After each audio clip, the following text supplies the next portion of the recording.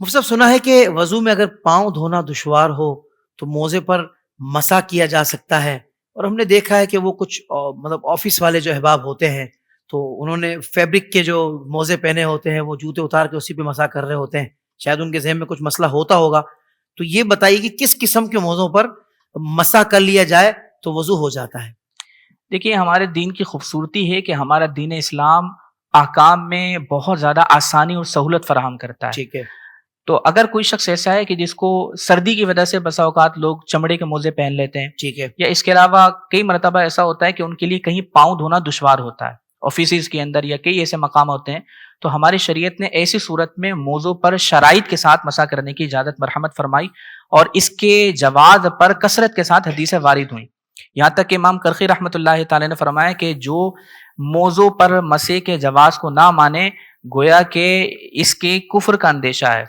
اور امام اعظم ابو حنیفہ رضی اللہ تعالی عنہ نے اہل سنت کی نشانیوں میں سے ایک نشانی یہ قرار دی کہ وہ موضوع پر مسے کو جائز قرار دے. آپ نے 3 علامات اہل سنت کی ذکر فرمائی. آپ نے فرمایا کہ تفضیل الشیخین، صحیح. اہل سنت سے وہ ہے کہ جو ابو بکر و عمر کو فضیلت دینے والا. صحیح.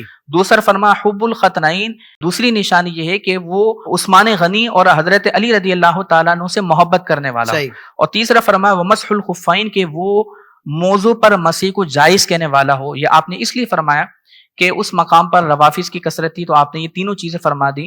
تو چونکہ اس پر کثرت کے ساتھ حدیثیں وارد ہوئی ہیں، اس لیے علماء نے فرمایا کہ اس کا انکار نہیں کیا جا سکتا، اور جو اس کا انکار کرے تو گویا کہ اس نے حدیث متواترہ کا انکار کیا ہے. اب موضوع پر مسا کن صورتوں میں کیا جا سکتا ہے، کب ہو سکتا ہے، کون کر سکتا ہے؟ موضوع پر مسا ہر وہ شخص کر سکتا ہے کہ جس پر حدث اصغر طاری ہو، یعنی حدث اصغر کے لیے بے وضو شخص ہے تو وہ موضوع پر مسا کر سکتا ہے، لیکن کنڈیشنز ہیں، کم سے کم 3 انگل کے برابر مسا کرنا یہ ضروری ہوتا ہے. اس کا طریقہ یہ ہوگا کہ وہ اپنے ہاتھوں کو تر کرے اور پاؤں کی پشت پر سیدھے ہاتھ کو سیدھے پاؤں پر، الٹے ہاتھ کو الٹے پاؤں پر رکھ کر، اور پھر تری کو پاؤں پر رکھ کر، اور پھر انگلیوں سے پنڈلی کی طرف کھینچ کر لے کر آئے.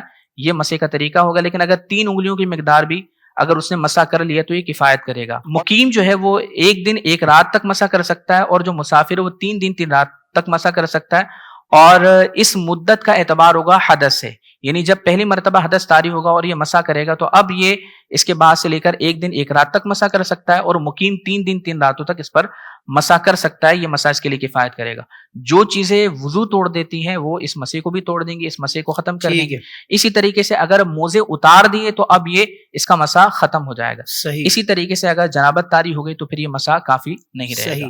لیکن حضرت یہ ساری چیزیں تو آپ نے چمڑے کے موزے کے ساتھ، یعنی کنڈیشنل ہے نا. جی. اگر کپڑے کا موزہ ہے جو عموماً کاٹن وغیرہ کے موزے ساکس پہنے جاتے ہیں، جی، تو اس پر بھی مسا ہو جاتا ہے یا اس کا حکم الگ ہے؟ یعنی اس پر مسا نہیں ہوگا. اس پر نہیں ہوگا. ایسے موزے کہ جن میں پانی ڈالا جائے تو چھن کر فوراً پاؤں کے اندر داخل ہو جائے، جی جی تو اس طرح کے موزوں پر مسا نہیں کر سکتے، بلکہ ان کو اتار کر پاؤں دھونا ہی ضروری ہوگا.